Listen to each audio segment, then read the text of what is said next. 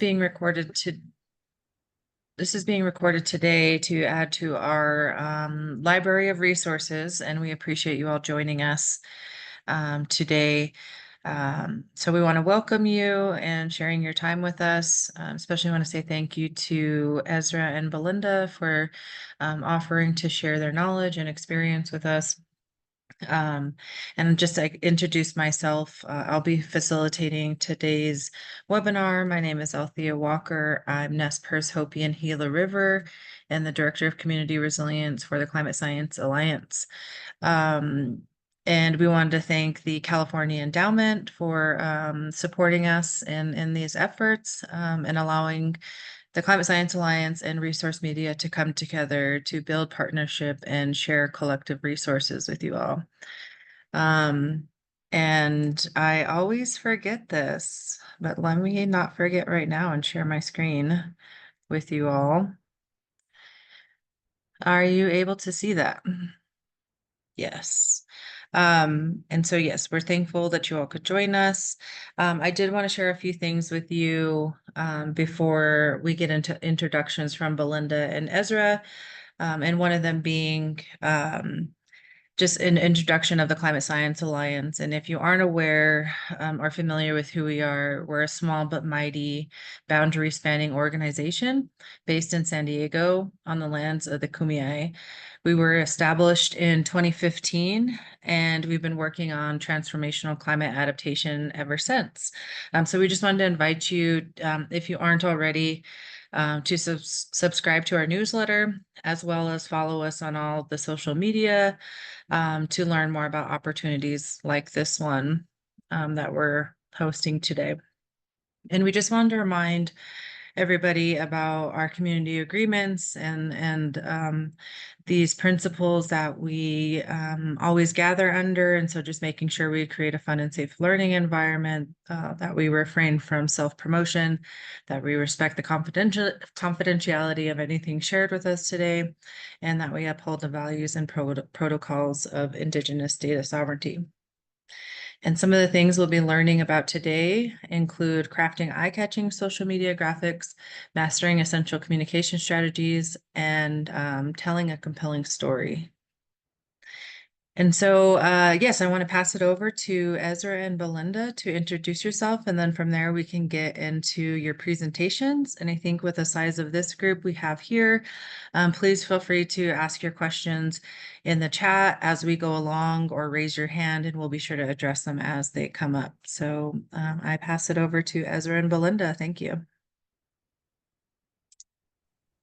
Thanks, Althea. Good to see some friends here and welcome everyone. I'll just say a couple words. My name is Belinda Griswold. I use she, her. I work at Resource Media, where I'm a senior program director, live on Snohomish lands in Western Washington on Whidbey Island. And we are a fellow grantee with Climate Science Alliance of the California Endowment. And so their support enabled us to create a resource hub for communications tools and templates, and basically stuff that a lot of grassroots groups need and can use to really increase the impact of your communication strategies and work. So we're going to give a guided tour of that resource hub today. Ezra built the hub. It's, I think, just incredibly accessible and also useful. And Ezra will take us through the social media templates part. And then I'll talk a little bit about our tip sheets and also what other kinds of support we as Resource Media can provide. We are a C3 nonprofit communications and strategy organization working exclusively for social change and environmental justice and sanity. So I'll pass it over to Ezra now, and we'll take a tour through the resource hub, and I'll be back with you in a few minutes. Thanks, Belinda. Hi, everyone. My name is Ezra. My pronouns are they, them. I'm based in Seattle on Coast Salish and Duwamish land. I've been with Resource Media for about a year and a half now, and my background is in graphic design. And yeah, I'm excited to be here sharing the resource hub with you all and hopefully sharing some helpful tips and resources that y'all can use in your orgs. Yeah, I'll pass it back to Belinda. Okay, you want me to share screen now and kind of follow you as we go along, Ezra? I can share a screen actually. If Okay. I'm just gonna start going through the tip sheets, or sorry, not the Yeah, tip sheets, the graphics. Is that okay? totally. Go for it. All right. Okay. All right. Can you all see this? Yes. Okay, Yes. cool.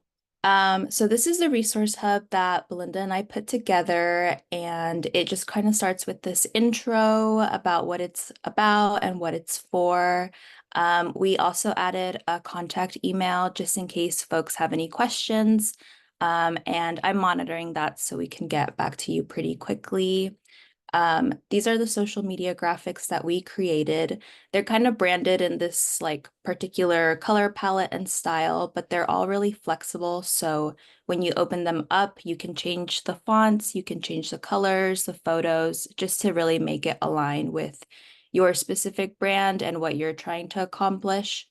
Something that I do want to point out before I get into how you can edit these graphics is if you have any questions that we don't cover in this webinar, we linked to Canva's like help center where they have a lot of resources there. They can get really specific if you have really like a specific question that you want to get answered.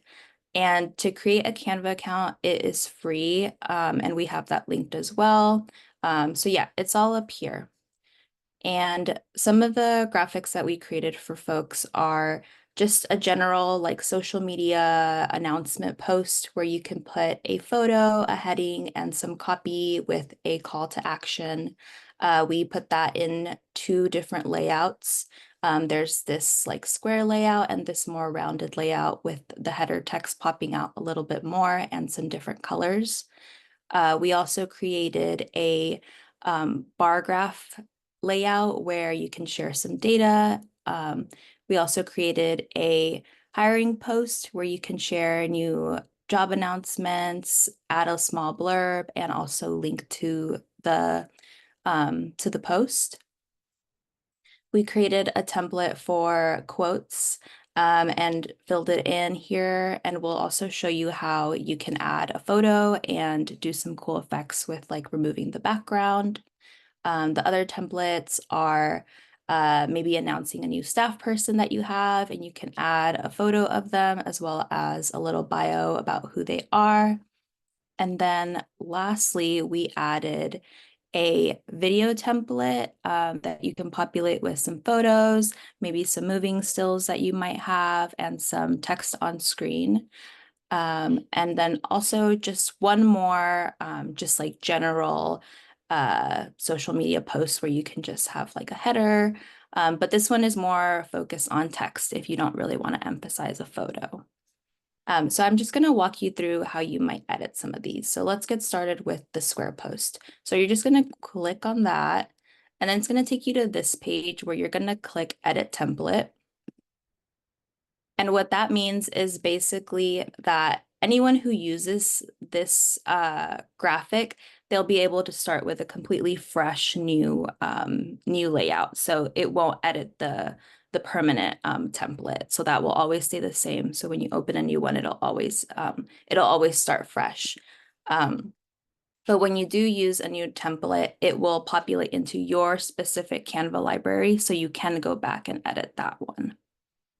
At the top of all of the templates is the design system, and that's just in case you maybe change the color or you change the font and you decide you didn't like the changes that you made and you want to go back. You can reference this. It has the color codes, the fonts that we used, and some of them also go through a bit more detail on like how to edit some of the photos, for example, in the quote graphic.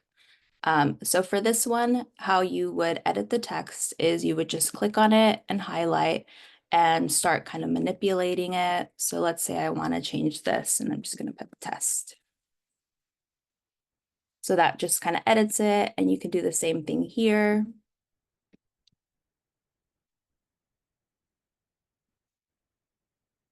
and it will save that, that kind of text treatment. And if you don't want to do that anymore, a trick that I like to use is go Command Z, and that just reverses everything that you did. To replace an image, you can go up here into the left side corner and click Upload. And you can either upload files from your computer, or you can look into Elements and look through Canva's resources. So maybe I want to look for like a picture of some children. You can go to Photos, and there's going to be a bunch that you can choose from and just populate this. So let's say I want to change it to this photo. I can pull it in here, I can drag it, and it just kind of like fits in place. And if I didn't like that photo, I can go Command Z and remove it, click it, and delete it. And then if I want to edit some of these different elements and maybe they're like on top of each other and I can't click the right one, what I like to do is left click and then go to the layers and then go show layers. And that just shows you all of the different elements that are in your graphic so you can move them around. For example, if I wanted to put the picture like up here, I could. If I wanted to put it under, if I wanted to get rid of this, I can just delete it like that. If I want to bring it back, I can go Command Z and it just comes back. And we also kind of made these different color options for you all. So there's like the blue one, the red one, the green one, and then this dark version that alternates the colors. And then I wanted to go through the quote post because that one might be a little tricky. I'm going to go edit template again. So this is the instruction that I mentioned earlier where you can reference to see how to edit or remove a background image. It has a design system again. So this is a version of the quote without an image. So if you don't want to include that, you can use this, or you can use this one. And the way that you remove the background, I've already done it here, so I'm just going to unclick it. And I'm going to go Reset Tools. And then I have it back. So to remove it in the first place, I would have already uploaded the photo. I'll click it and I'll go Background Remover, and it just erases it like that. And then to export or to download to your computer a specific graphic that you've been editing, you're going to go to the top right corner and click Share. And then you're going to click Download. And then there's this option here where you could download all the pages, but you probably don't want to do that because you haven't been editing all of the templates. So let's say you would click it and then you would unselect all pages. And then you would go down to the one that you were working on and click it, go Done, and then click Download, and it'll download to your computer. And then I wanted to also go over the video template because that one is a little bit different than the graphics.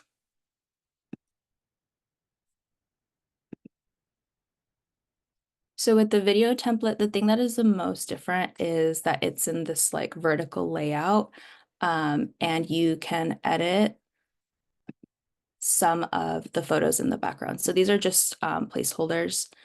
So the way that you would edit these is, say I wanted to get rid of this image, I would just click it and remove it, and then you get this frame in the background where you can upload different ones from searching either through Canvas assets or from uploading from your own computer. You can just populate them there.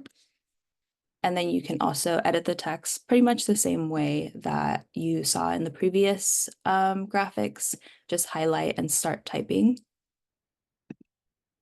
And something that you can also do is watch the whole video play. You can actually upload the video if you have something saved in your computer and you want to add it. And yeah, let's go back here. Cool. I think I will pass it over now to Belinda, unless there's any specific questions about these graphics. No questions in the chat. So Belinda? Okay. Okay, I'll Um, stop sharing. Thanks, Ezra. I'll share the same thing. But we'll go down a little bit. So, part of this resource hub is really designed to do two things. It's designed to give really accessible, practical tools for social.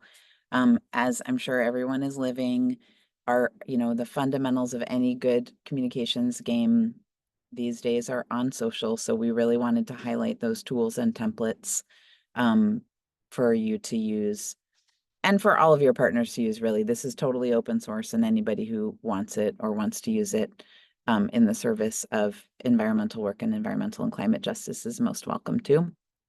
But we also wanted to zoom out a little bit and share some strategy tools. And so these tip sheets are the strategy tools. And we began with this set of them here, and we're gonna explore a couple of them briefly together, based on a needs assessment process that we did with the California Endowment's grantees. So, and and we will be adding to this library over time. So these are the ones that really floated to the top in our needs assessment, but we'll keep adding resources. And if there's stuff that you want to learn more about, or you have specific needs for tools, like let us know through the email or any other way, and we will work on uploading those. I'm going to talk about first I'm going to just show you how the tip sheets work. Then I'm going to talk briefly about three of them that kind of provide a good relationship to each other. So the way these work is real simple. You click and you go into a Google document. It's uneditable. You can download it. You can make a copy of it. You can do whatever is the most useful way for you and your organization to interact with it. And this is designed for kind of max accessibility for everyone to be able to use them through the Google interface. So I'm going to talk about three of these tip sheets today. And if people have questions and we want to go through more of them after that, we totally can. So the first one I want to show you is the audience empathy map. This is a tool that is really about trying to get into our audience's hearts and minds. A lot of time in our advocacy communications, we're so kind of into our own story and our advocacy organization story that we forget about actually the people that we serve and are talking to and are connecting with. And so this tool is a really good first step if you're starting to develop messaging or a strategy or a social strategy. This is a great first step tool. We call it an empathy map. And it's really just thinking about the people that we are connecting with, our communities, and who we're trying to reach. And so we use this tool it's most fun if you print it and put it up on the wall and actually handwrite on it, but you can also customize it in different ways if you want to work on it on the screen. But it's a great group exercise and a fun thing to do, to have whoever's working on the effort to actually just put sticky notes or write on it by hand. And these four dimensions are what our audience will see and hear through our communications efforts, what our audiences will say and do through our communications efforts, where their pain points are, and where the benefit to them from our work is. So it's a kind of a fourfold exploration about what our audience will be feeling, perceiving, and suffering with and benefiting from through interacting with us in our work.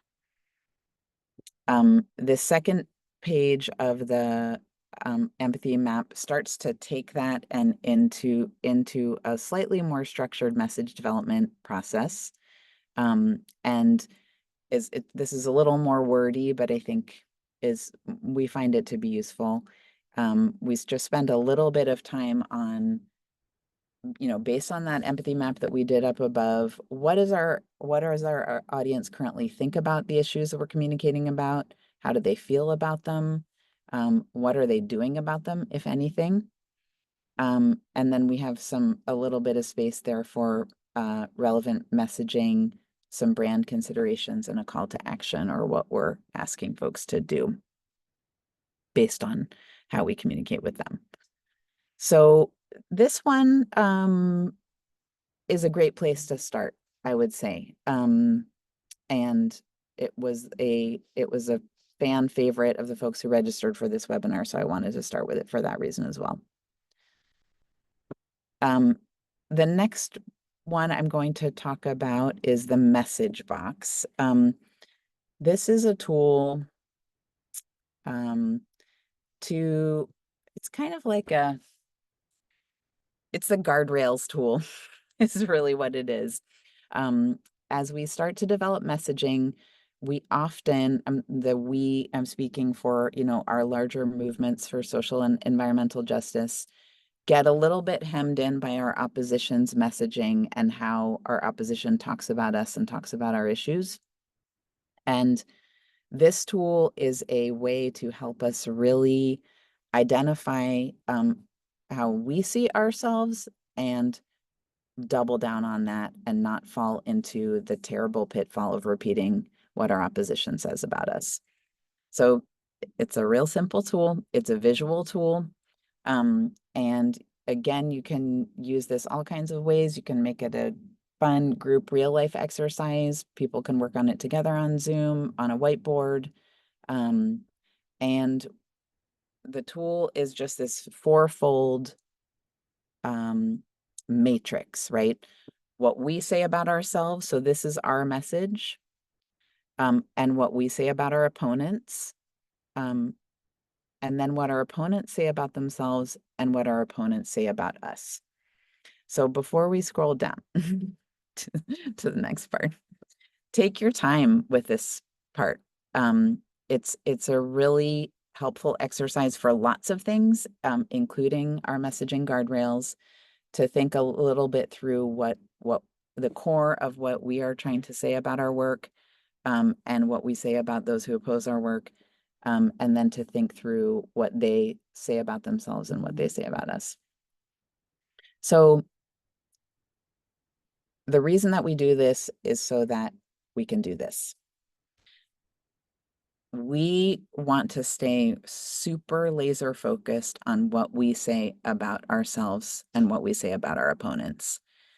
It is so tempting to get into rebuttal and why they're wrong. And when they say this, that's not right because of XYZ.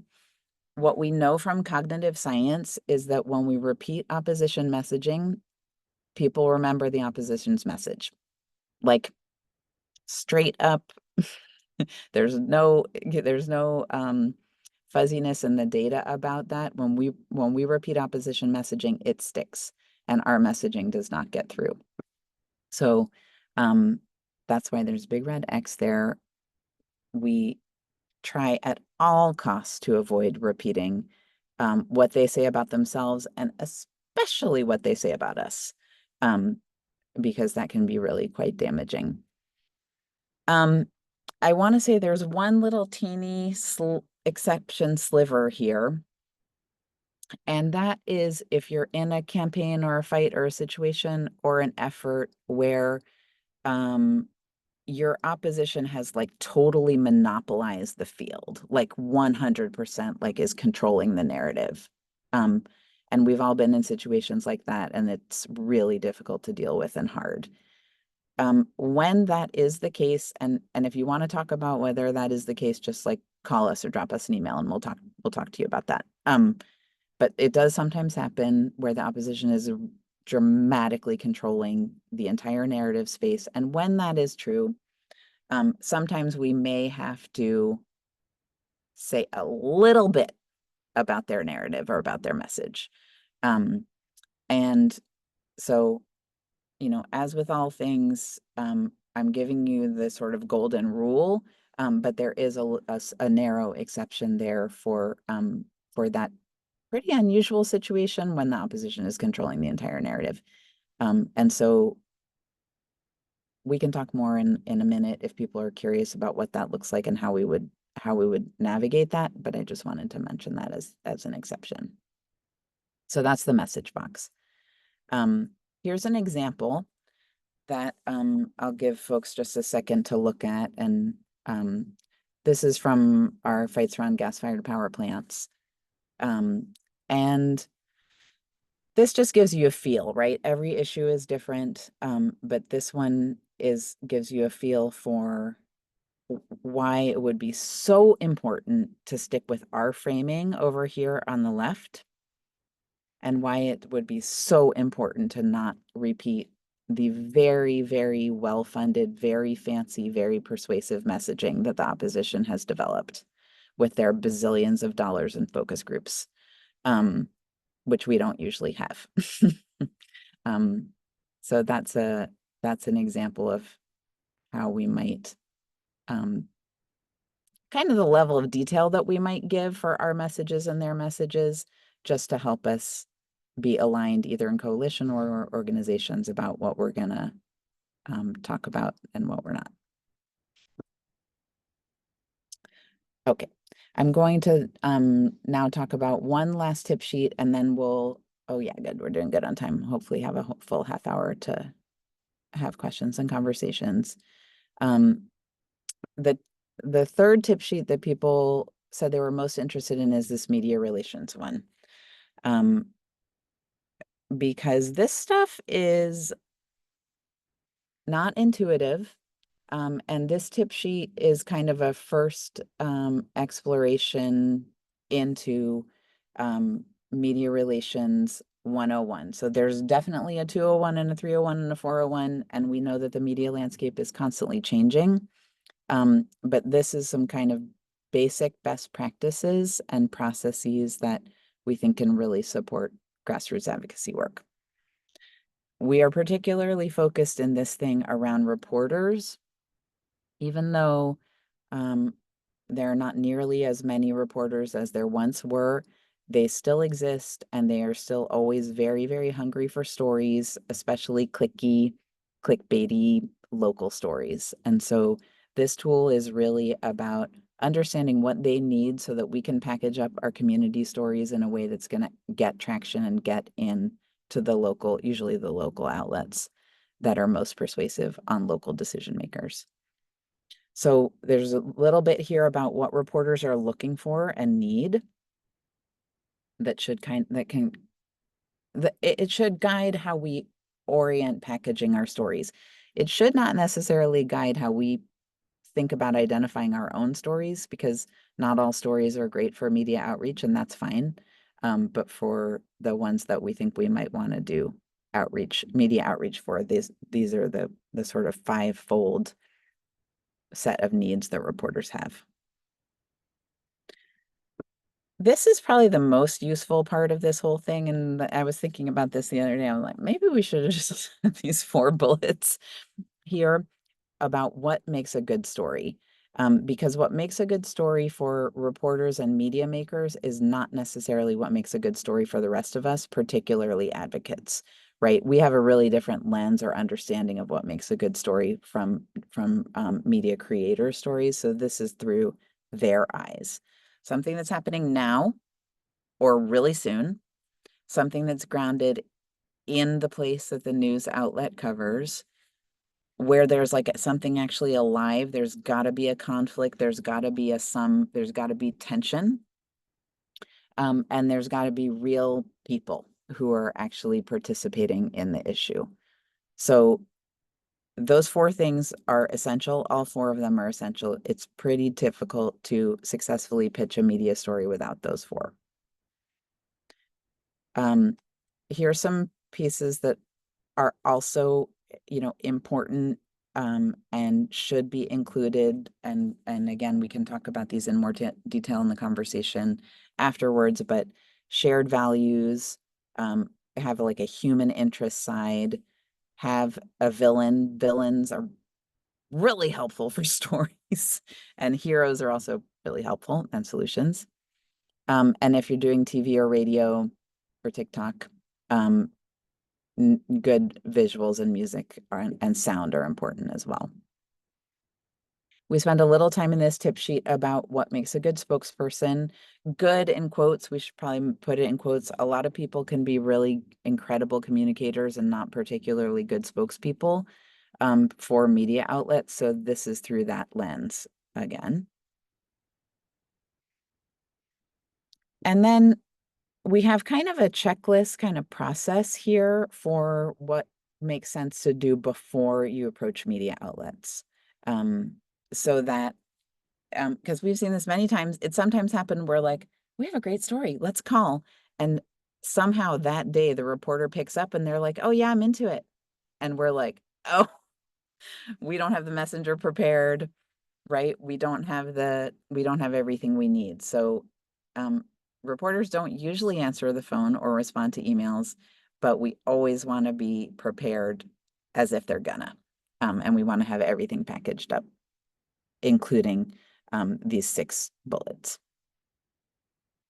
And then there's a bit here about kind of positioning your messengers and spokespeople as experts, which is tremendously useful when we're trying to pitch stories. Reporters, they're total generalists, right? They just know like a teeny bit about a million things, and they really rely on sources to give them the deeper dive that they need in a credible, like integrity rich kind of way.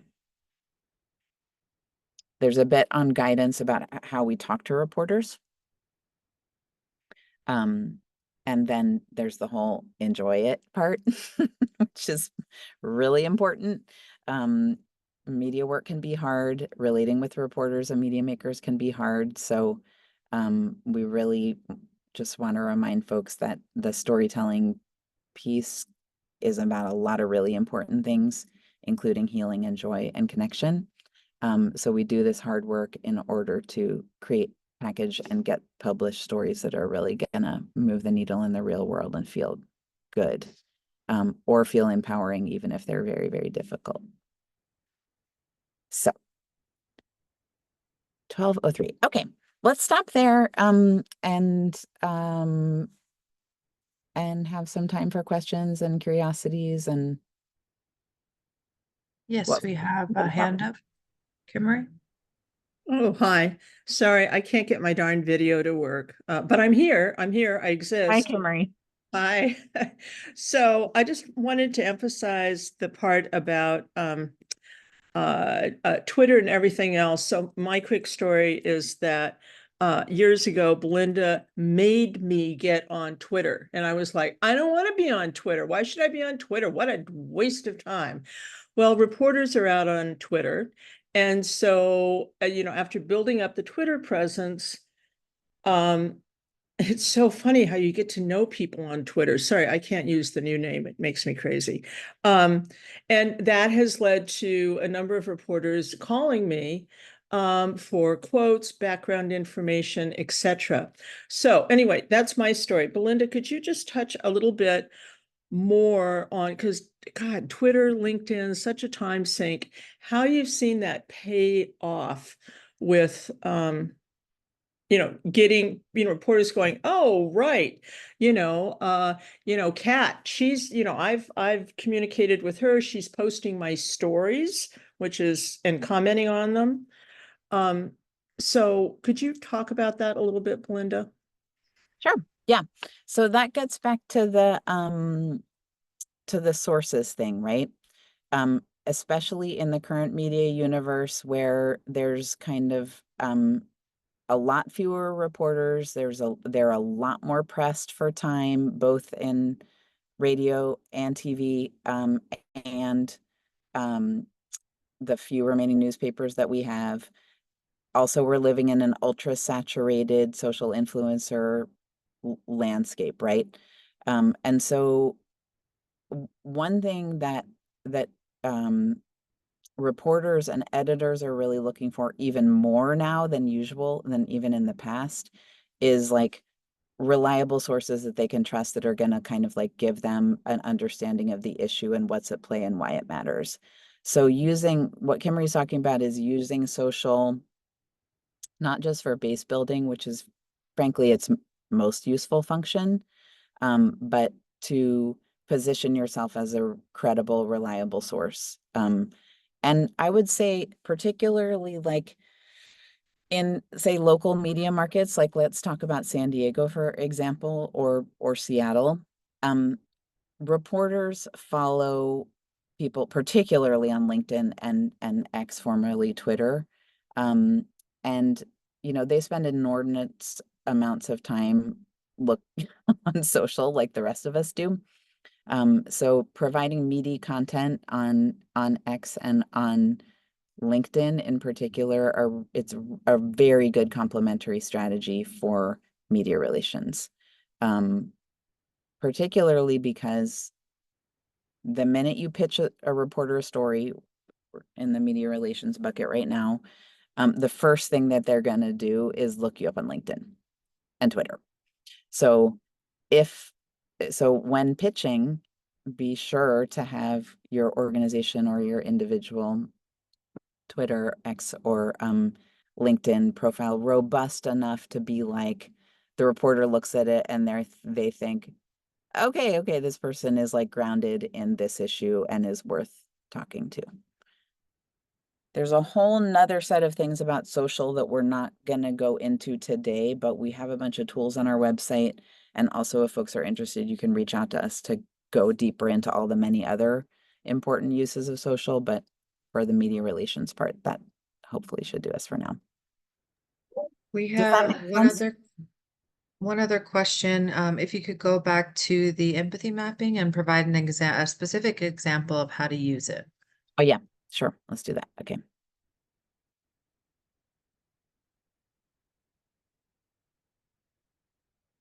Am I back in the share? Can everyone see?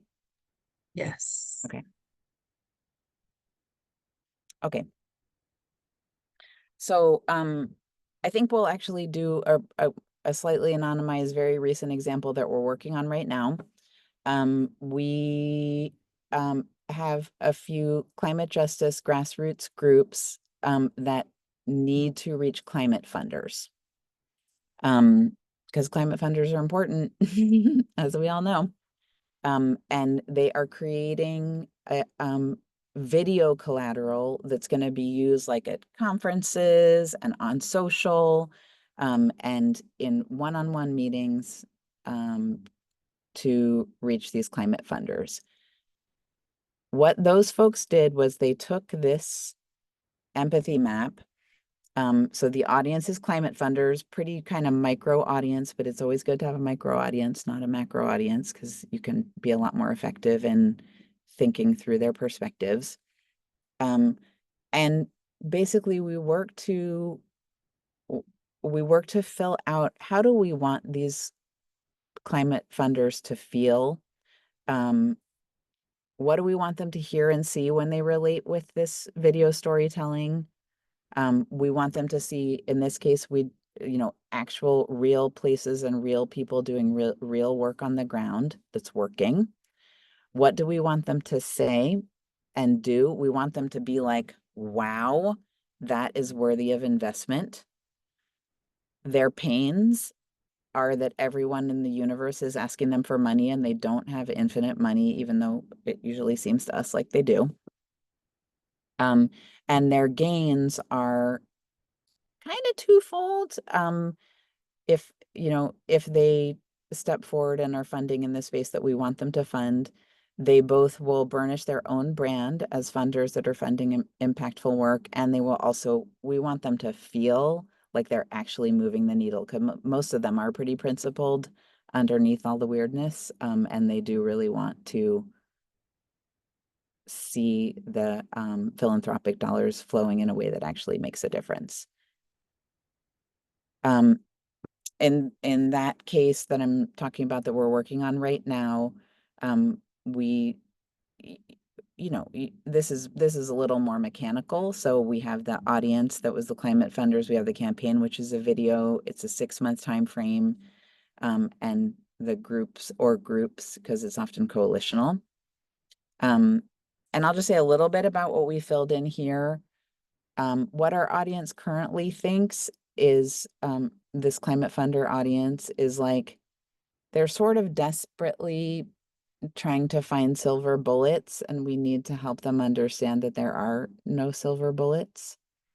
How they currently feel is both hopeful and overwhelmed. What they currently do is usually kind of scattershot and a little bit unfocused. And so we want to be real about where our audience is in terms of their action capacity right now. The messaging here for this work is really about grassroots advocacy that's actually working to move the needle in communities. And with this work, it wasn't so branded. Sometimes it might be, but with the example I'm giving today, it wasn't. And then the call to action is to learn more and invest. So that's just a recent one that we're working on today. Hopefully that gives you a feel for how to use that map. Thank you, Belinda. Do we have any other questions for Belinda or Ezra? Oh, I see. Oh, I see. Stephanie, you're working on a media pitch. Biomass. Ooh, okay. Well, Stephanie, if you want to talk with us about that pitch, we're happy to work on that with you. That sounds like actually an amazing story. And just drop us a line through the email on the resource hub, and we're happy to support you in that.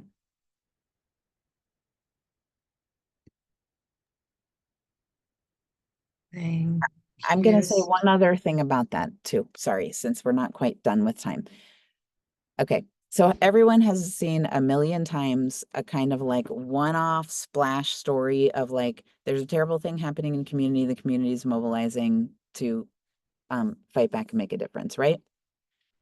We see these stories fairly often. They're not super hard to get. How do we build a narrative out of that? How do we build a series of stories? How do we build a longer wave media engagement arc that's going to put pressure on decision makers for the longer term, not just for that one splashy story from the meeting? This is a question we think about a lot and work on a lot. And the things I'm about to say right now is easier said than done, but I just want to share a little bit on that because it's such a great story, and I bet you will get a good flash story. So two things to do to help create that longer wave. One is to be pretty purposeful about who your heroine or hero is, the person, or people who are helping to lead the community, and to think about and tell the reporter that what those people's personal, deep, embodied, community-based interest is here and what their story is. And when you come back to pitch them again, foreground that person. So make this a story about a person or people who are living in the community, not just the bad guys are doing something and the community is showing up to fight back, but really foreground the story that's based on that person's experience. If you're lucky enough to have somebody who's willing to do that, right? It's kind of thankless, but that's something that we really strongly recommend. And then the other piece is to contextualize it within larger issues that the reporters are following, right? So like biomass is a super hot thing, and there's similar issues like this all over these spaces. So you make the pitch for the particular flash story, and then you come back and you're like, hey, and this is also happening in Colorado and in Louisiana and in North Dakota, and here's the action that's happening at a regional or maybe even a national level, and here's how it ties in. So stitch it into like these larger thematics, and then it can be a lot easier to get follow-up stories out of reporters that tie into that larger, maybe like landscape perspective. So just want to add that too. Thank you, Belinda. Kimmery? Since all of us on on this webinar are just already working flat out and don't really have much time to add anything on. Belinda, can you talk about when TikTok and Instagram are useful tools? I mean, they're such time sinks. What is your experience of them with working on media stuff and communication stuff? Well, I'm curious to hear other people's thoughts. I would say that the way to think about that is through the lens of your communications plan, who you're trying to reach and what you're trying to get them to do. Because ultimately, these are tactical decisions, whether to use social and which platforms to use if you're going to use social, and they should be driven by how useful they are to actually accomplish your goals in the world, right? They should not be used just because everybody is on them and we live on them in our free time. They should be used for particular strategic purposes and narrative building purposes, and that should come from ideally some internal clarity in an organization about who you're trying to reach and what you're asking them to do or how you're asking them to engage. Great, thank you.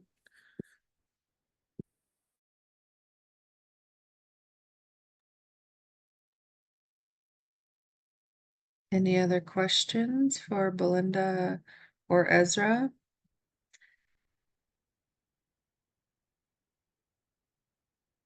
Anything from the Climate Science Alliance team?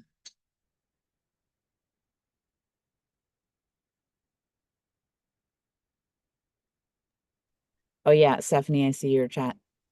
Yeah, I mean the Salton Sea itself, and the kind of like stacking upon stacking upon stacking upon environmental injustices in the Salton Sea and many other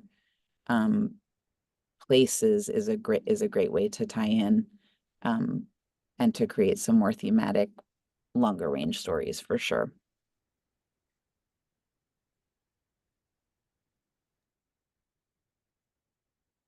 I just want to, it gets me a little time, so just quickly, if there's anything that comes to mind, something that you would like to know more about, that you would like a webinar on, that you would like a resource created for, we'd love to hear it. You can email us or the resource media team, and we can just take that into consideration for future webinars and resources that we create. So it'd be great to hear from you. If there's anything, even if it feels like a big ask or like you're not sure where to start, we'd love to hear it. I guess I have a question. You just sparked a thought, Diane. Any thoughts on like AI and using AI in comms and the good and the bad? Yeah, that's a big one, Althea.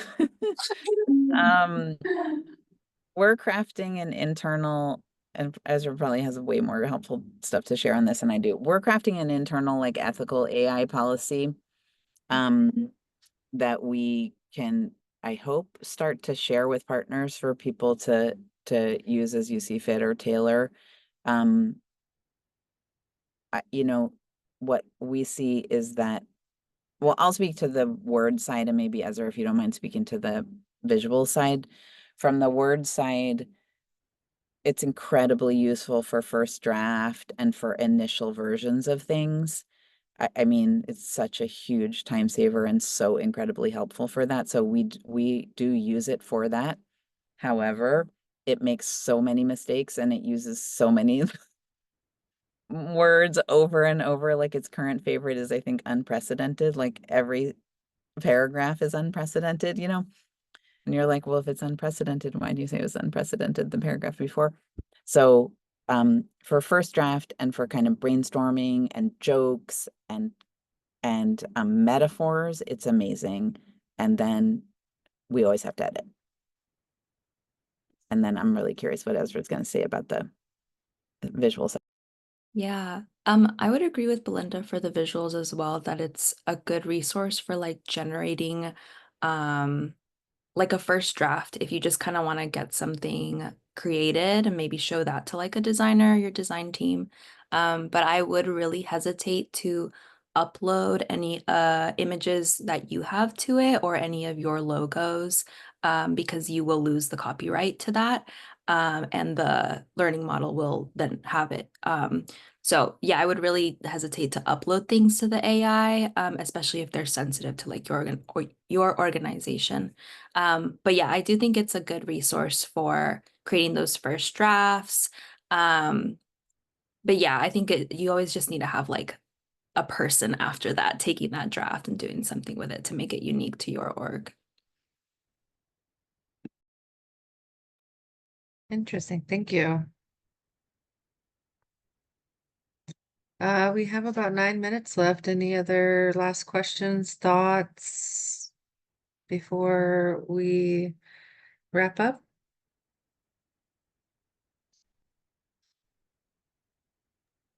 Stephanie, I just want to make sure that you saw I sent you something in the chat. I had not seen it, so thank you for bringing that to my attention.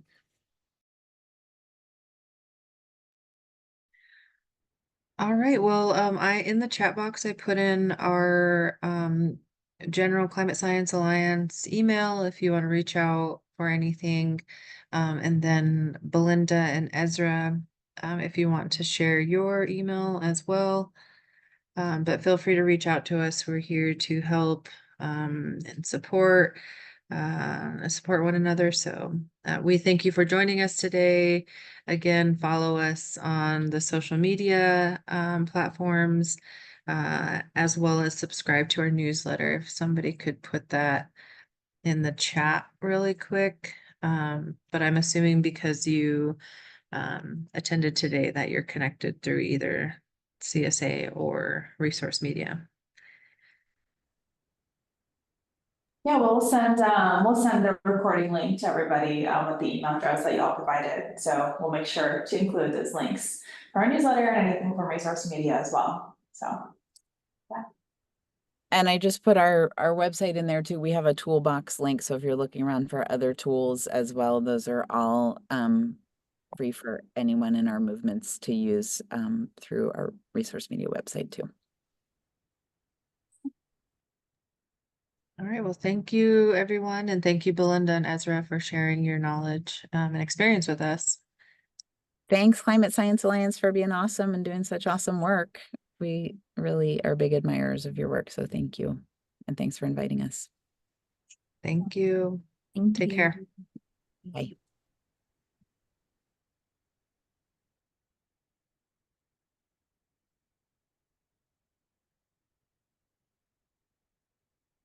Hey. I don't think unless anyone had anything to talk about. Did you I'll want to stop stop recording. recording? Yeah.